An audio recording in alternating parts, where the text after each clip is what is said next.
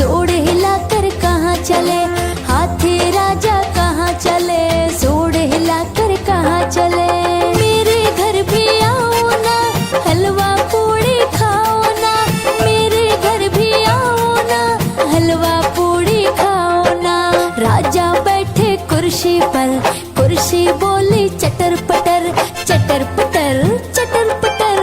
राजा बैठे कुर्सी पर, कुर्सी बोली चटर पटर, चटर पटर, चटर पटर, चटर पटर, चटर पटर।